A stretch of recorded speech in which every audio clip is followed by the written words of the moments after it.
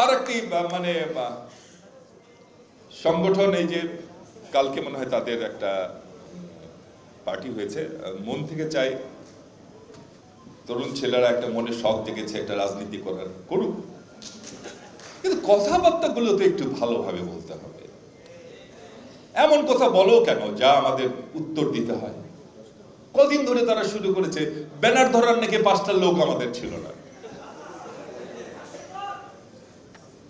আরে বাবা, তোমরা আমাদের লোক দেখবা কখন? আমরা যখন মিছিল মিটিং করেছি সরকারের সকল অত্যাচার নির্যাতন নিপীড়ন সহ্য করে, তখন তো তোমরা অনেকেই ছাত্রলীগ করতাম। আমরা সমাবেশ বলি, বড় বড় সমাবেশ পল্টনের কথা বাদ দিলাম, এই বিভাগীয় সমাবেশগুলো আমরা যা করেছি, তোমরা তোমাদের চর্মচক্ষু দিয়ে সারা জীবনে যত মানুষ দেখনি তার চেয়ে বড় বেশি মানুষ আমাদের সেই সমাবেশগুলো করেছে।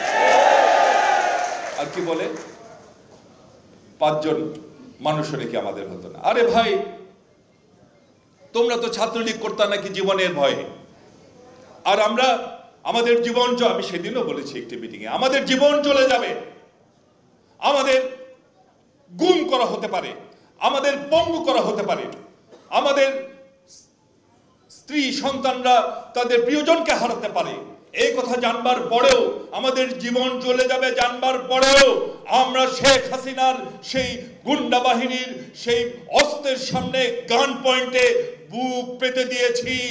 আমরা লড়াই করেছি, আমরা তো আওয়ামী লীগ করি নাই, আমরা হাসিনাকে মোকাবেলা করেছি।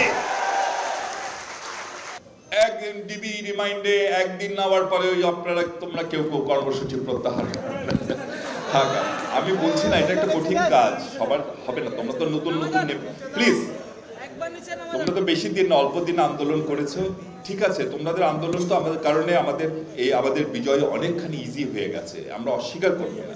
কিন্তু যে তোমরা যেমন তোমাদের বোঝানোর জন্য বলছি, তোমরা যেমন একদিন ডিবি রিমাইন্ডে নিয়ে তোমরা তোমাদের কর্মসূচি প্রত্যাহার করেছো, আমাদের মাসের পর মাস বছরের পর বছর এইভাবে ডিবিতে নিয়ে যে রিমাইন্ডে নিয়ে আমাদের উপর এমন কোন অত্যাচার নাই যা করা হয় নাই।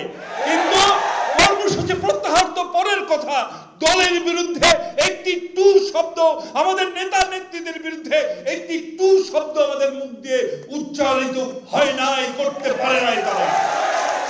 সুতরাং কথাবার্তা এখন থেকে বলবো, অনুরোধ করবো, আসলে আমরা সবাই মিলে একসাথে থাকি। বড় ষড়যন্ত্র চলছে, দেশের মানুষের বিরুদ্ধে বড় ষড়যন্ত্র চলছে, আমরা পরস্পরকে আক্রমণ পারতপক্ষে অ্যাভয়েড করার চেষ্টা করবো। আমি বলতে চাচ্ছিলাম না, অসীমের কথাটা বলার পরে আমার কেন যদি ভিতরে আসলে খারাপ লাগে, এইভাবে আঘাত করে যদি কেউ বলে খারাপ লাগে। আগামীতে আমরা সবাই মিলে একসাথে চলবো, দেশকে রক্ষা করব, গণতন্ত্র প্রতিষ্ঠা করব, জনগণের অধিকার প্রতিষ্ঠা করব, সে আশা এবং প্রত্যাশা ব্যক্ত করে আমি আমার বক্তব্য শেষ করছি।